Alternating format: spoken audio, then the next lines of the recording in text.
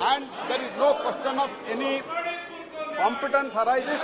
This Parliament has got full competence. Therefore, I request you to kindly allow to introduce the bill.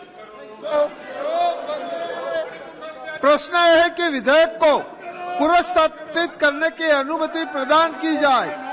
जो सदस्य इसके पक्ष में है वो हाँ कहे, जो सदस्य विरोध में है वो ना कहे। मेरे विचार में निर्णय हाँ वालों के पक्ष में हुआ, हाँ वालों के पक्ष में हुआ। माननीय मंत्री जी विधेयक को पुरस्कृत करें। Sir, I introduce the bill, sir. Thank you.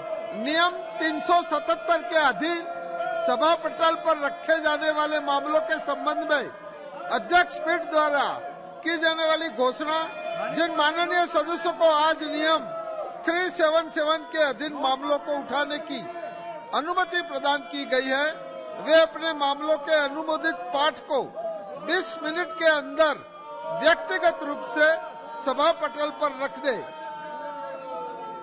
Shri Subramaniam Jaishankar ji.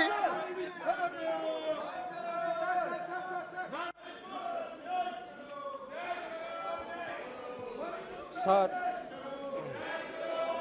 Speaker, sir, I rise to apprise this august House of the key foreign policy engagements and initiatives taken by India since the budget session which ended on 6 April 2023.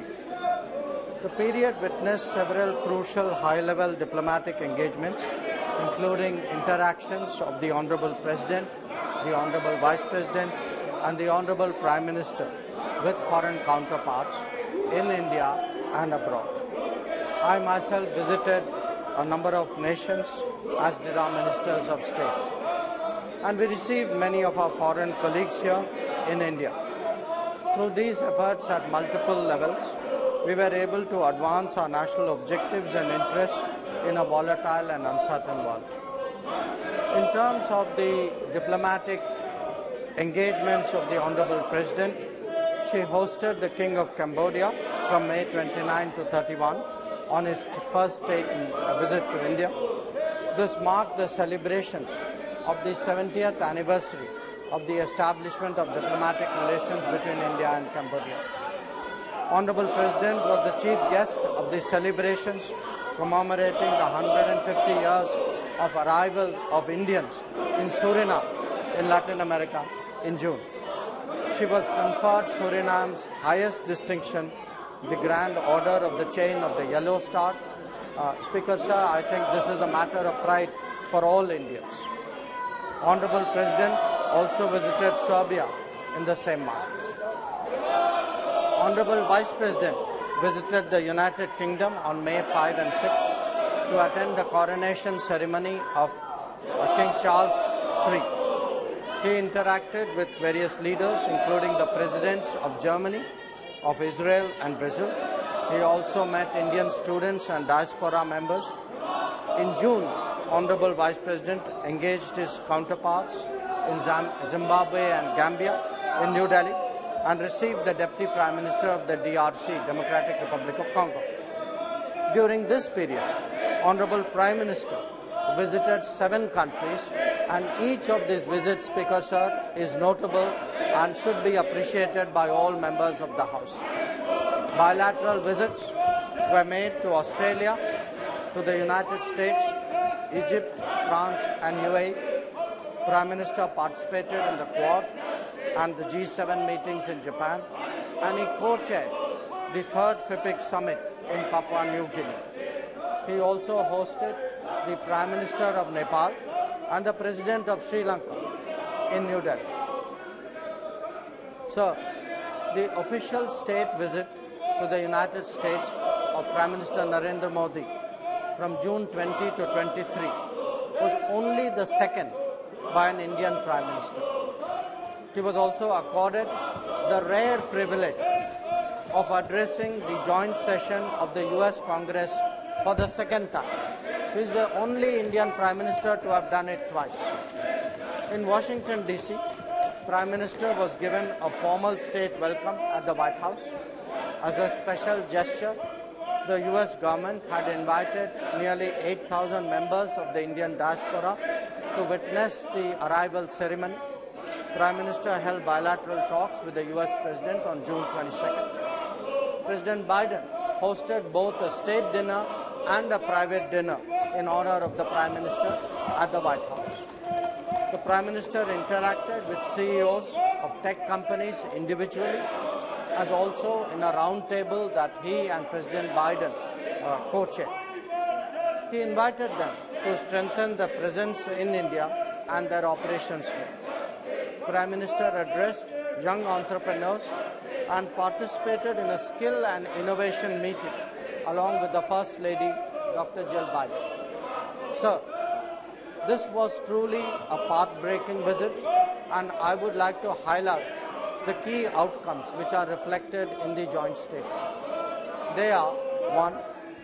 Both sides agreed to augment technology cooperation, especially through the initiative for critical and emerging technologies, which focus on artificial intelligence, semiconductors, space, quantum, and telecom. India was included as a member in the Mineral Security Partnership, which aims to accelerate the development of critical energy mineral supply chains. 2. Under a defense industrial cooperation roadmap, the defense industries and startups of both countries announced their intent to engage in co-production and other activities. A US company, GE Aerospace, announced that they would manufacture jet engines in India through the transfer of technology to Hindustan Aeronautics Limited for our light combat aircraft production. So this is a very, very important outcome. It has been our effort as a country to try to get engine manufacturing for the last 40 years. So to get this during this visit is truly something which the country should appreciate. 3. The Indian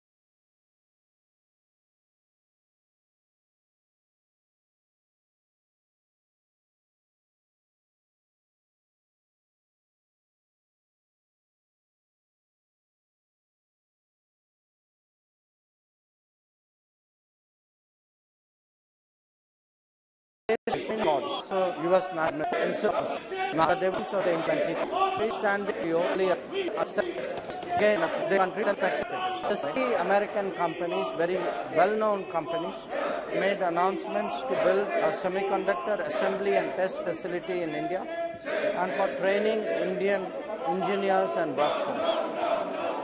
6. In the telecommunications sector, both agreed to collaborate towards a bilateral trusted network, trusted sources framework, enable participation of Indian companies in the US RIP and Replace program, and undertake ORAN reciprocal projects. India and the US agreed to also accelerate cooperation in the field of green hydrogen. 7. To deepen people-to-people ties, and all honorable members should have an interest in this particular part of the cooperation. Because we have a diaspora of 4.4 million Indians in the United States. The US has decided to open 2 new consulates in Bengaluru and Ahmedabad. India will also take steps to operationalize a new consulate in Seattle and look for 2 other locations. 7, we agreed to strengthen education partnerships, and the US agreed to return 105 antiquities that were illegally trafficked to the United States. 9, given our shared vision of free, open and inclusive Indo-Pacific, we agreed to commence an Indian Ocean dialogue, and the US will support our Indian Ocean, the Indo-Pacific Oceans Initiative. And 10, India and US will work together for the development of digital public infrastructure and also strengthen our cooperation in multilateral banks to address global challenges. So, honorable members, I think all honorable members would be interested to know that Prime Minister himself led the 9th International Day of Yoga on 21 June at the UN headquarters in New York. It involved 135 nationalities and it set a Guinness World Record. World record, sir, for the number of countries for any single event.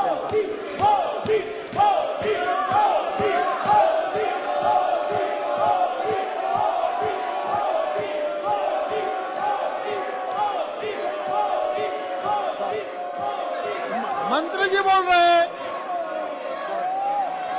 Prime Minister participated in the G7 summit and the Quad leaders meeting in Hiroshima on 20 May 2023. At the Quad meeting, the leaders reviewed recent developments in the Indo-Pacific and discussed opportunities for Quad to work further on its priorities. They released a Quad leaders' vision statement. They announced a new clean energy supply chain initiative, a Quad infrastructure fellowship program, a Quad partnership for cable connectivity and resilience, and we will be working together, sir, for the first ORAN deployment in the Indo-Pacific in Palau. The leaders released a Quad statement also on critical and emerging technology standards, apart from reviewing the progress that we have made on our maritime domain awareness initiative.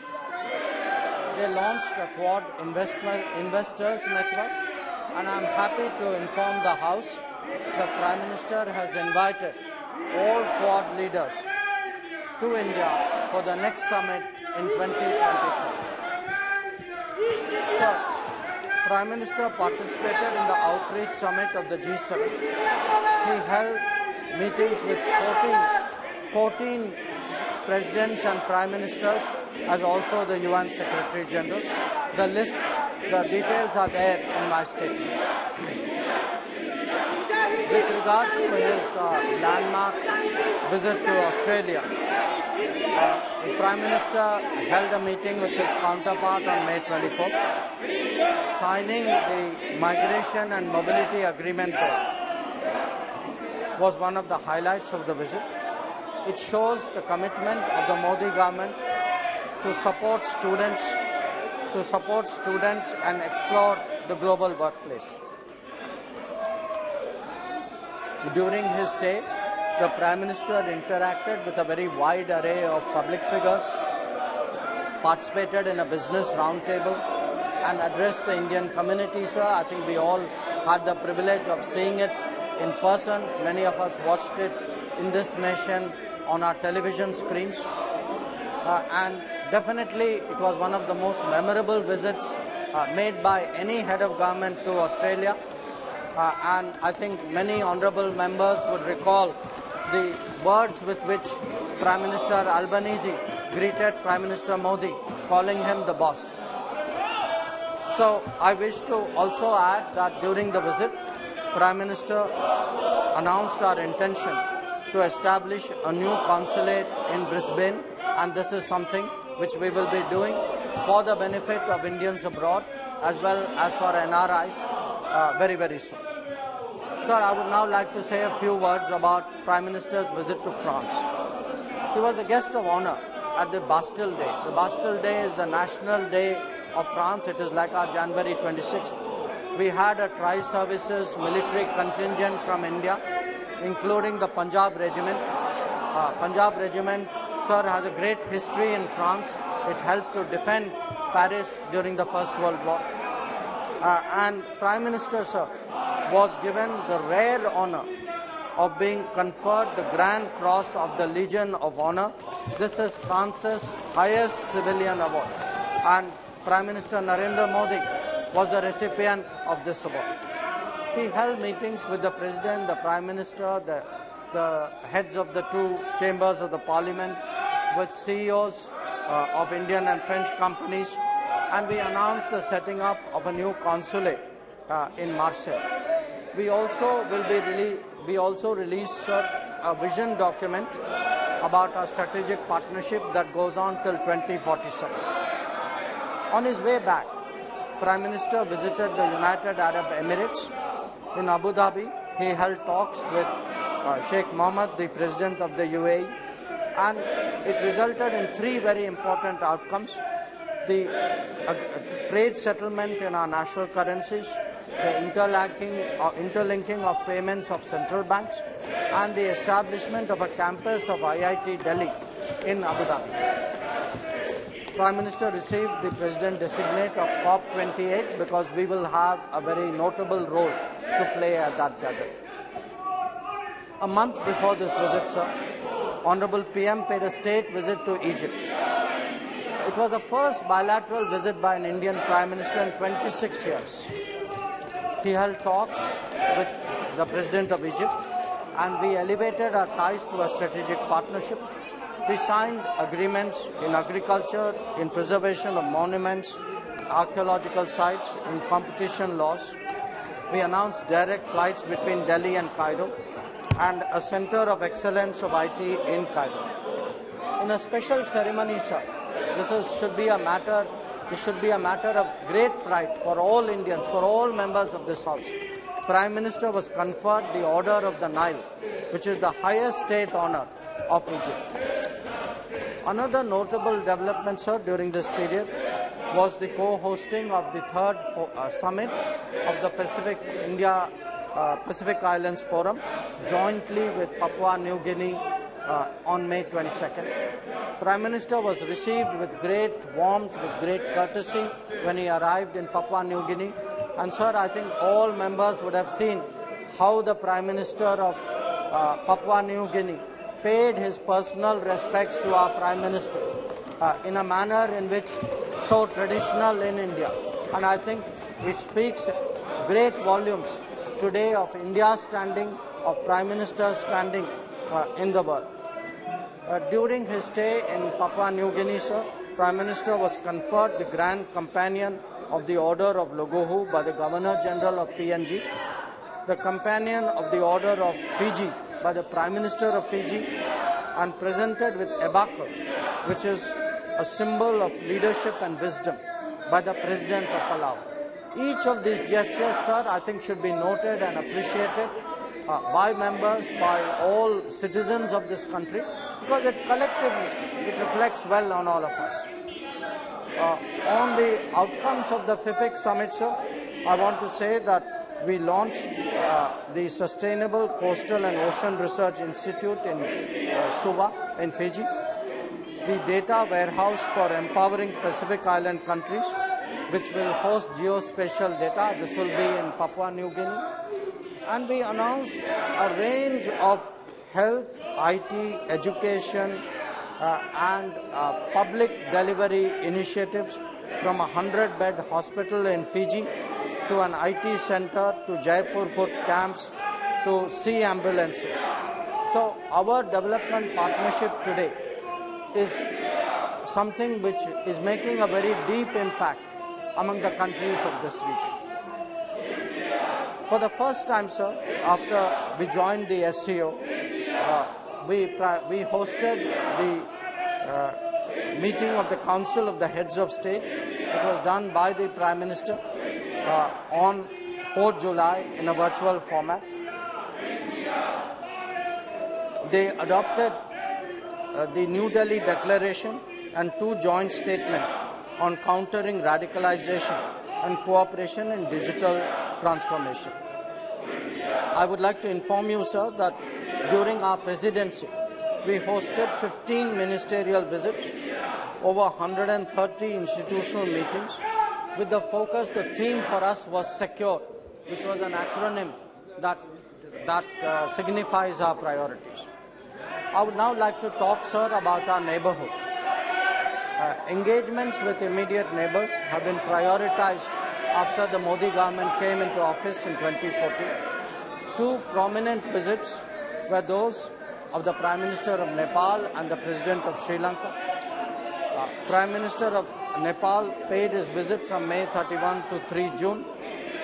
He and the PM participated in virtual groundbreaking ceremony of 6 projects, including integrated checkposts, railway lines, petroleum pipeline facilities, and transmission lines.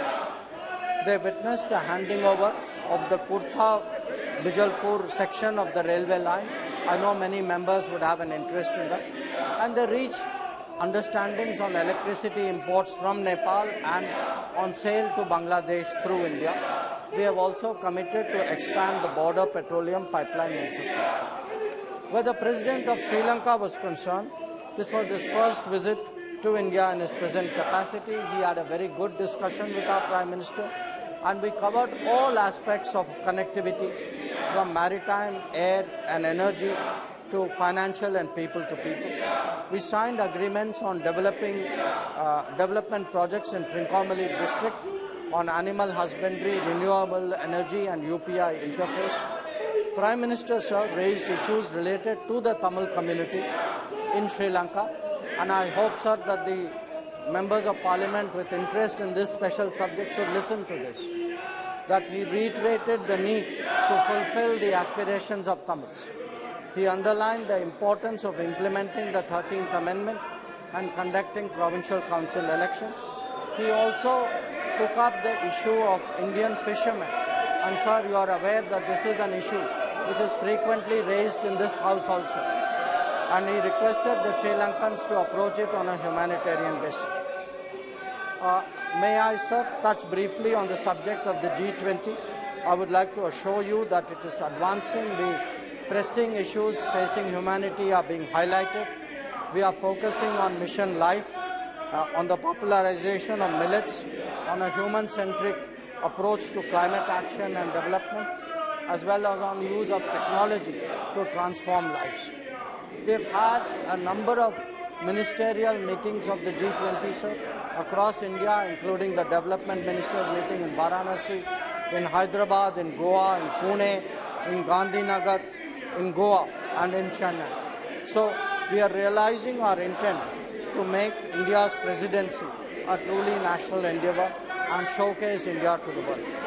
So I would also like to assure you that ministers of the MEA have been very active during this period. I myself have travelled extensively in Africa and in Latin America. My colleague ministers of state have done so as well. May I say a few words, sir, about Operation Kaveri? This was an operation which was launched because of armed conflict in Sudan. We used both the Air Force and the Navy to bring back almost more than 4,000 of our citizens. So once again we have shown that the Modi government will never leave its people behind during any crisis anywhere in the world. Where fishermen are concerned, we have been successful in bringing back 74 of them from Sri Lanka and 398 of them from Pakistan. So in conclusion, sir, I would like to state that today we are serving Indian foreign policy serves as a force for good, for stability. We vigorously defend our national interests and we promote international cooperation abroad. Thank you, sir. Thank you मंत्री जी। मैं आपके नेता अधीर रंजन चौधरी, आप रखिए नीचे रखिए। मैं अधीर रंजन चौधरी से मैं आपको निवेदन करना चाहता हूं कि अगर आप चर्चा चाहते हो तो हम आपको बोलने की अनुमति दीजिए। पहले आपके सदस्यों को अपने स्थान पर बैठने को कह दीजिए। अगर हाउस ऑर्डर में होगा तो अनुमति मिलेगी।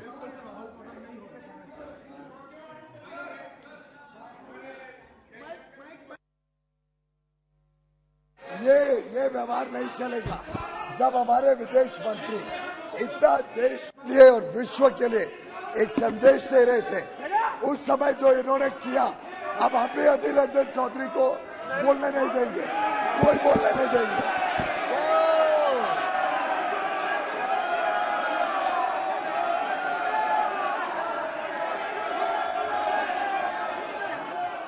गलत करे पॉइंट ऑफ ऑर्डर।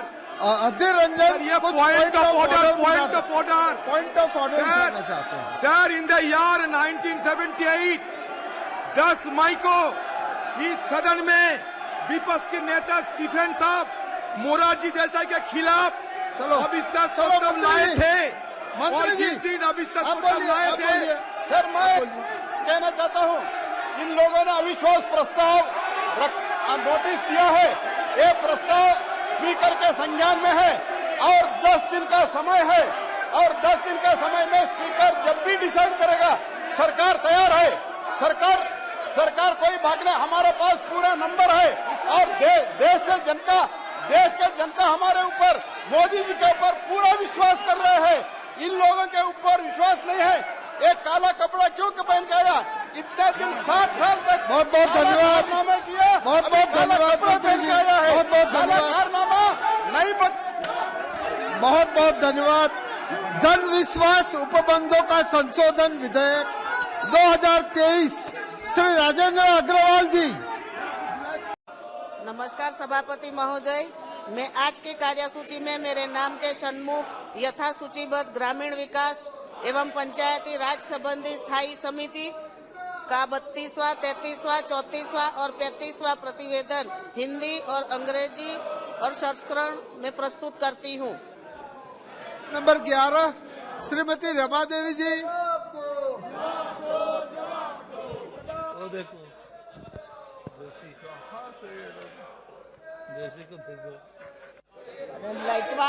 ठीक।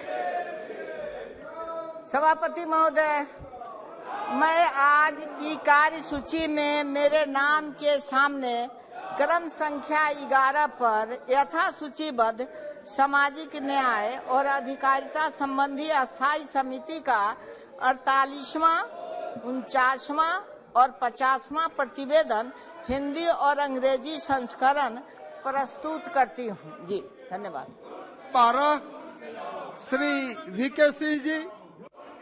Sir, with your permission, I rise to make statement regarding status of implementation of recommendations contained in the following reports 301, 314 and 317 of the Standing Committee on Transport, Tourism and Culture on demands of grant for the Ministry of Road, Transport and Highways and for the Ministry of Civil Aviation. Shri Prahlad Joshi ji, मंत्री ji. Prahlad Joshi ji, item number 13, item number 13, item number 13।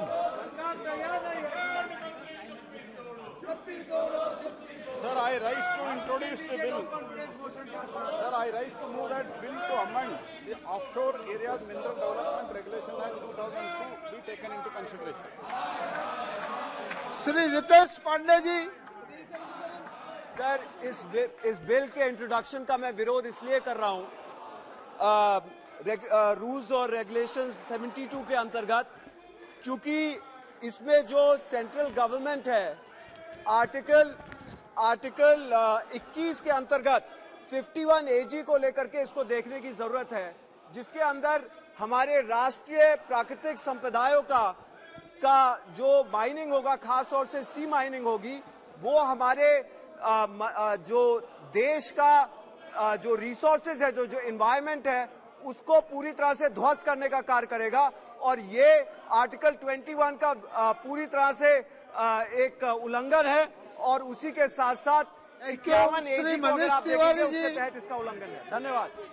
Manish Tiwari ji. Shri Adhir Ranjan Chaudhary जी।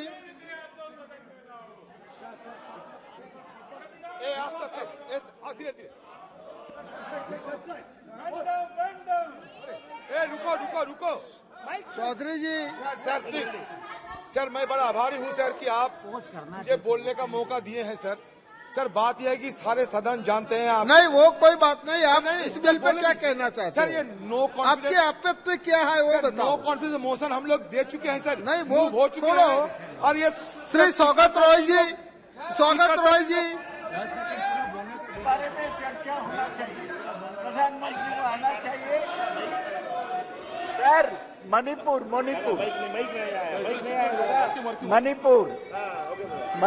पे चर्चा होना चाहिए।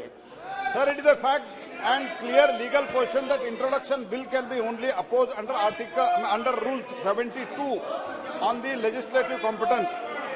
The Offshore Areas Mineral Development and Regulation Amendment Bill 2023 proposed to be introduced to amend the OMDR Act 2002, which was enacted under exclusive power of the Parliament under entry 54, list 1, that is central list, under the 7th schedule to the Constitution of India.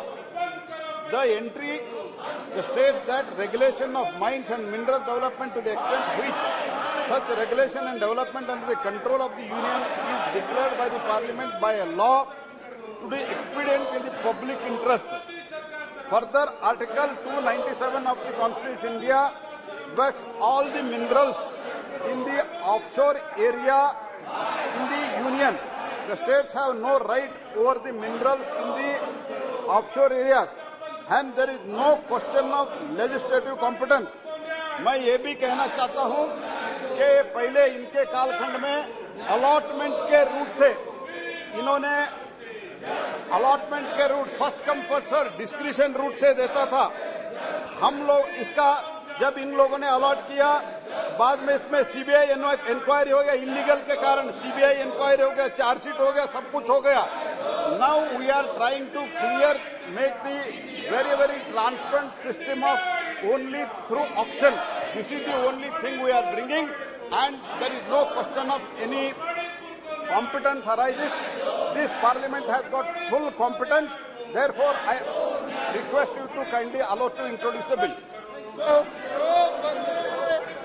प्रश्न है कि विधेयक को पुरस्कृत करने की अनुमति प्रदान की जाए। जो सदस्य इसके पक्ष में है वो हाँ कहे, जो सदस्य विरोध में है वो ना कहे। मेरे विचार में निर्णय हाँ वालों के पक्ष में हुआ, हाँ वालों के पक्ष में हुआ। माननीय मंत्री जी विधेयक को पुरस्कृत करें। Sir, I introduce the bill, sir. Thank you. नियम 377 के अधीन सभा पटल पर रखे जाने वाले मामलों के संबंध में अध्यक्ष पीठ द्वारा की जाने वाली घोषणा, जिन माननीय सदस्यों को आज नियम 377 के अधीन मामलों को उठाने की अनुमति प्रदान की गई है, वे अपने मामलों के अनुमोदित पाठ को 20 मिनट के अंदर व्यक्तिगत रूप से सभा पटल पर रख दे। श्री सुब्रमण्यम जयशंकर जी।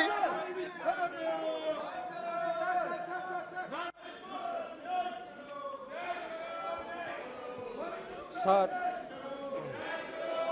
Speaker, sir, I rise to apprise this august House of the key foreign policy engagements and initiatives taken by India since the budget session which ended on 6 April 2023.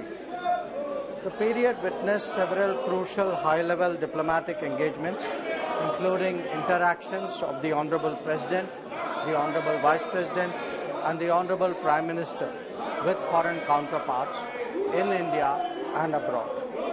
I myself visited a number of nations, as did our ministers of state, and we received many of our foreign colleagues here in India. Through these efforts at multiple levels, we were able to advance our national objectives and interests in a volatile and uncertain world. In terms of the diplomatic engagements of the Honorable President, she hosted the King of Cambodia from May 29 to 31 on his first state visit to India. This marked the celebrations of the 70th anniversary of the establishment of the